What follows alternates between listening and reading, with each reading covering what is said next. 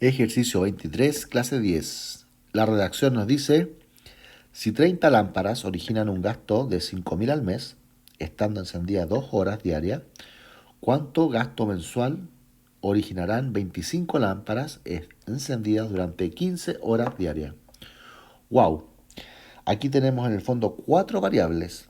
Una es el número de lámparas, 2 el gasto, 3 mes y la otra es horas. Es horas durante el mes. Así que son 4 variables. Sin embargo, la situación que nos están planteando que resolvamos también es mensual. Por lo tanto, la variable mes podemos omitirla. Es decir, podemos hacer cuenta que el mes no cuenta porque está considerado arriba y abajo. ¿Ya? Así que este ejercicio lo vamos a resolver por la tabla porque son más de 2 variables. Ese es el tip. Cuando tengas más de 2 variables, 3, 4, 5, etcétera, usas la tabla. ¿Y qué usas en la tabla? Primero, enlista las variables. Las voy a enlistar en el mismo orden del enunciado. Las puedes hacer como tú quieras, pero tienes que ser consecuente. Tengo entonces acá lámparas, una L.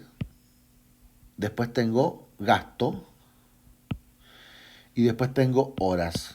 Y ahora voy a asociar las variables. Acá tengo 30, un gasto de 5.000 y la cantidad de horas son 2. Y ahora vas a plantear lo que te están solicitando. Abajo de esto, ¿cuánto gasto mensual? Es decir, aquí está tu incógnita. ¿Cuánto gasto? Y las lámparas van a ser 25. Y el número de horas va a cambiar a 15. Bien, y ahí tienes ya planteado el modelo, ¿cierto? Como está en el enunciado. Ahora lo que necesitamos, queridas y queridos, es que asocien las variables con qué comportamiento tienen. Esta con esta y esa con esa. Y aquí me refiero con qué comportamiento, si son directamente proporcionales o inversamente proporcionales. Para verificar, ¿cierto?, que dos variables son directamente proporcionales, una se mueve en un sentido y la otra también se mueve en el mismo sentido. Si la otra baja, si la otra baja, la otra también baja. En cambio, las inversamente proporcionales, si una aumenta, la otra disminuye. Si la otra disminuye, la otra aumenta. Así se comportan, con sentidos contrarios. Entonces, este jueguito de las directamente proporcionales y las inversamente proporcionales es lo que tenemos que ver entre estas letras, estas variables que estamos manejando. Estoy explicando, por eso es que uno se demora. Pero si tú ya te empiezas a agarrar práctica, te vas a dar cuenta rápidamente de cuál es el comportamiento de una y la otra. Así que veamos. Lámparas con gasto. Si tú tienes más lámparas, ¿gastas más o gastas menos? Aumenta el número de lámparas. ¿Qué sucede con el gasto? Aumenta. Se mueven en el mismo sentido. Así que estas son directamente proporcionales. Y las otras par de variables, ¿cómo son? El gasto con las horas. Si tú tienes más horas, si aumenta tu número de horas, ¿aumenta el gasto o no aumenta el gasto? Aumenta el gasto. Así que también son directamente proporcionales. Ambas columnas, digamos, son directamente proporcionales. Esto no siempre va a ser así. A veces eso va a depender del orden que tú pones. Si yo cambio, por ejemplo, la H y la pongo al medio, probablemente te quede inversamente proporcional. Y eso no tiene ningún problema, está correcto. Simplemente tú tienes que ser ordenado y sistemático con las variables y ver qué comportamiento tiene cada una con la otra. Nada más. Les vuelvo a repetir, capaz que si yo relacione el número de lámparas con las horas, capaz que encuentre otro tipo de relación. ¿Ya? Pero como están planteadas así, esa es el comportamiento. Directamente proporcional, directamente proporcional. Ahora, cuando son directamente proporcionales, vamos a asociar cruzado los números. Es decir, del 30 pasa al X y como la otra también es directamente proporcional, cruza de nuevo y va hacia allá. La otra que parte con 25, cruzamos hacia el 5000 y después cruzamos hacia el 15. Y ahora, ¿para qué me sirven esas líneas? Bueno, con esas líneas yo voy a plantear una ecuación entre esto y esto. Una ecuación, es decir, una igualdad.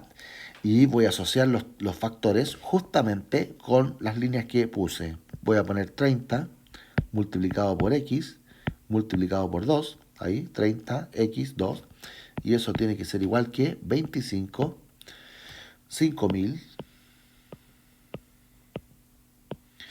y 15. Nunca me multipliquen y no pongan aquí 60 al tiro, no, no hagan eso, déjenlo como factores, porque así es más fácil después hacer la simplificación. Por ejemplo, puedes matar este 0 con este 0 de acá. Y ya usas un 3 nomás. Y acá usas un 500. Ahora ese 3 lo voy a eliminar. Y ya no me quedó nada. Y voy a estar dividiendo por 3 este. O sea que esto de aquí me va a quedar un 5. Y ahora voy a tomar el 2. No, y el 2 ya no te conviene mucho. Porque te va a quedar por 2,50. Y ahí ya no te convendría. Ahí ya te convendría hacer, ¿cierto?, la multiplicación. 5 por 5 serían 125, hasta ahí no más llega. Podrías simplificar eventualmente el 2 con este y dejar acá un 250, pero ya no te va a convenir tanto porque después vas a tener que, te va a quedar el x solo y vas a tener que multiplicar 25 por 250 y por 5. Y te va a quedar una multiplicación un poquito más mañosa.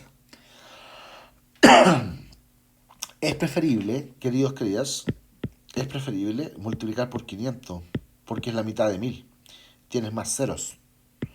Entonces eso me ayuda más. Entonces vamos a hacer la multiplicación de esto. El 5 con el 25, tabla del 25 sería 125. Y 125 por 500. Esto es lo que yo les hablaba. A ver, simplemente tú vas a multiplicar el 5 por el 125. 5 por 5 serían 25. 5 por 2, 10, 11, 12. 5 por 1, 5 y 1, 6. Entonces hablamos de 625 con 2 ceros. 1, 2. 62.500. Y no olvidar ahora que hay que dividir por 2. Así que x es igual que esto partido por 2. Y ahí podemos hacer la división normal nomás. La podemos hacer como ustedes quieran ahí. 662.5 0, 0 dividido por 2. Tomo la primera cifra porque me alcanza.